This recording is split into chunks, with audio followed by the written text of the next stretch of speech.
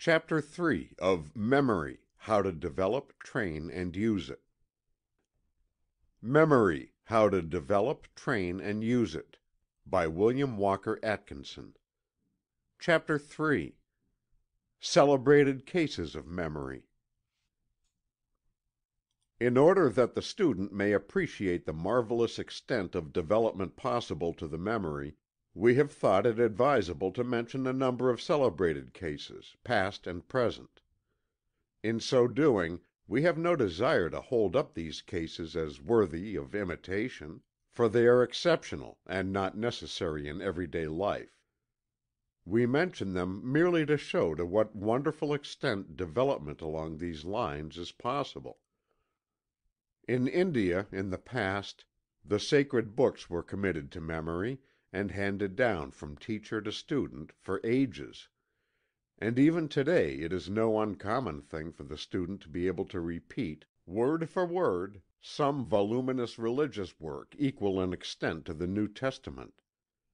Max Muller states that the entire text and glossary of Panini's Sanskrit grammar, equal in extent to the entire Bible, were handed down orally for several centuries before being committed to writing.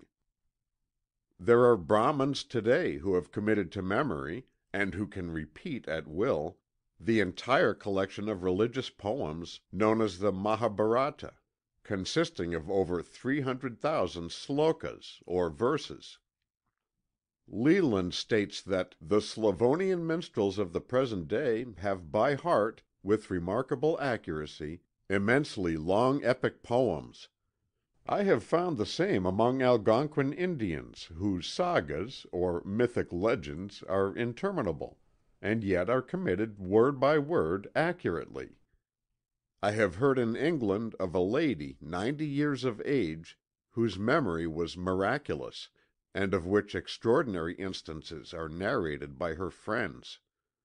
She attributed it to the fact that when young she had been made to learn a verse from the Bible every day, and then constantly review it. As her memory improved, she learned more, the result being that in the end she could repeat from memory any verse or chapter called for in the whole Scripture. It is related that Mithridates, the ancient warrior king, knew the name of every soldier in his great army, and conversed fluently in 22 dialects. Pliny relates that Charmides could repeat the contents of every book in his large library. Hortensius, the Roman orator, had a remarkable memory which enabled him to retain and recollect the exact words of his opponent's argument, without making a single notation. On a wager he attended a great auction sale which lasted over an entire day, and then called off in their proper order every object sold, the name of its purchaser, and the price thereof. Seneca is said to have acquired the ability to memorize several thousand proper names, and to repeat them in the order in which they had been given him, and also to reverse the order, and call off the list backward. He also accomplished the feat of listening to several hundred persons, each of whom gave him a verse, memorizing the same as they proceeded, and then repeating them word for word in the exact order of their delivery, and then reversing the process, with complete success.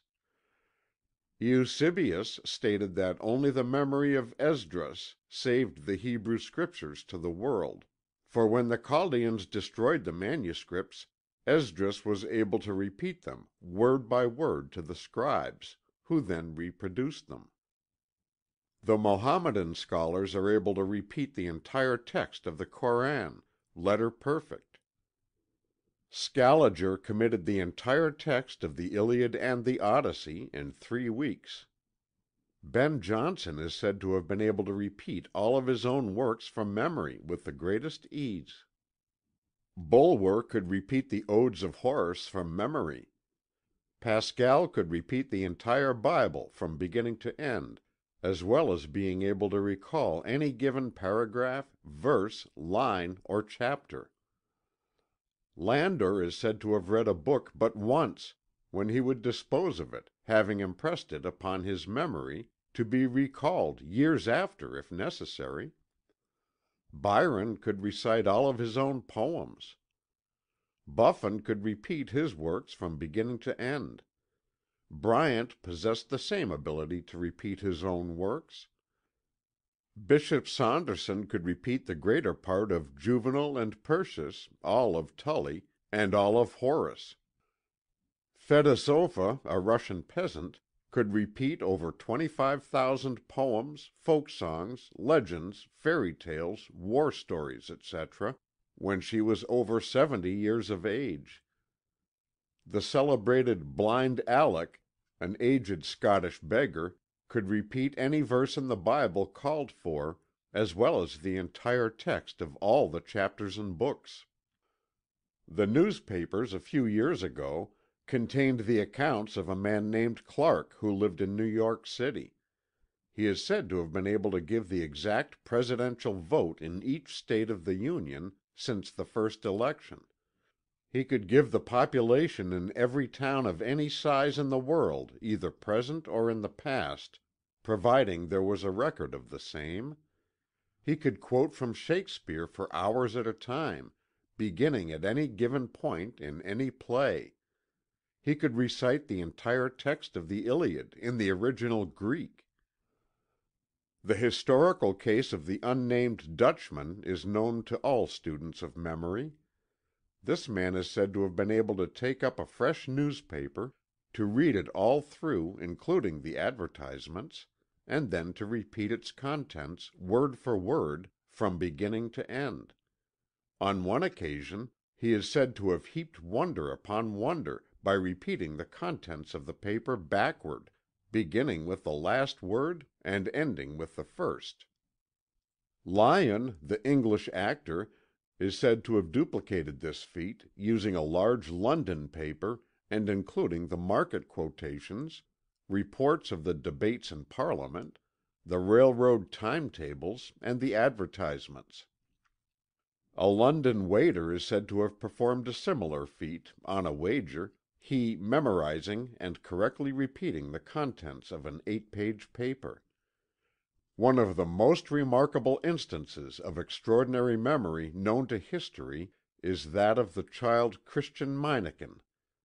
When less than 4 years of age he could repeat the entire Bible, 200 hymns, 5,000 Latin words, and much ecclesiastical history, theory, dogmas, arguments, and an encyclopedic quantity of theological literature.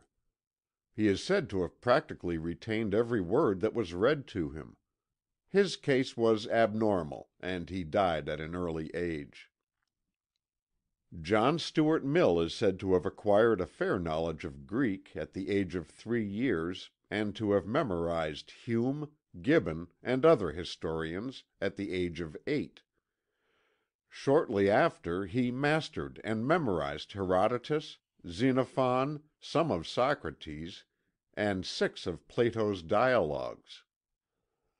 Richard Porson is said to have memorized the entire text of Homer, Horace, Cicero, Virgil, Livy, Shakespeare, Milton, and Gibbon. He is said to have been able to memorize any ordinary novel at one careful reading, and to have several times performed the feat of memorizing the entire contents of some English monthly review. De Rossi was able to perform the feat of repeating 100 lines from any of the 4 great Italian poets, provided he was given a line at random from their works, his 100 lines following immediately after the given line. Of course this feat required the memorizing of the entire works of those poets, and the ability to take up the repetition from any given point, the latter feature being as remarkable as the former. There have been cases of printers being able to repeat, word for word, books of which they had set the type. Professor Lawson was able to teach his classes of the Scriptures without referring to the book. He claimed that if the entire stock of Bibles were to be destroyed, he could restore the book entire, from his memory. Reverend Thomas Fuller is said to have been able to walk down a long London street, reading the names of the signs on both sides, then recalling them in the order in which they had been seen, and then by reversing the order. There are many cases on record of persons who memorized the words of every known tongue of civilization, as well as a great number of dialects, languages, and tongues of savage races. Bossuet had memorized the entire Bible, and Homer, Horace, and Virgil beside. Niebuhr, the historian, was once employed in a government office, the records of which were destroyed. He, thereupon, restored the entire contents of the book of records which he had written, all from his memory. Asa Gray knew the names of 10,000 plants. Milton had a vocabulary of 20,000 words, and Shakespeare one of 25,000. Cuvier and Agassiz are said to have memorized lists of several thousand species and varieties of animals. Magliabechi, the librarian of Florence, is said to have known the location of every volume in the large library of which he was in charge, and the complete list of works along certain lines in all the other great libraries. He once claimed that he was able to repeat titles of over 500,000 of books in many languages and upon many subjects. In nearly every walk of life are to be found persons with memories wonderfully developed along the lines of their particular occupation. Librarians possess this faculty to an unusual degree. Skilled workers in the finer lines of manufacture also manifest a wonderful memory for the tiny parts of the manufactured article, etc. Bank officers have a wonderful memory for names and faces. Some lawyers are able to recall cases quoted in the authorities, years after they have read them. Perhaps the most common, and yet the most remarkable, instances of memorizing in one's daily work is to be found in the cases of the theatrical profession. In some cases members of stock company must not only be able to repeat the lines of the play they are engaged in acting at the time, but also the one that they are rehearsing for the following week, and possibly the one for the second week. And in repertoire companies the actors are required to be letter perfect in a dozen or more plays. Surely a wonderful feat, and yet one so common that no notice is given to it. In some of the celebrated cases the degree of recollection manifested is undoubtedly abnormal, but in the majority of the cases it may be seen that the result has been obtained only by the use of natural methods and persistent exercise. That wonderful memories may be acquired by anyone who will devote to the task patience, time, and work is a fact generally acknowledged by all students of the subject. It is not a gift, but something to be won by effort and work along scientific lines. End of chapter 3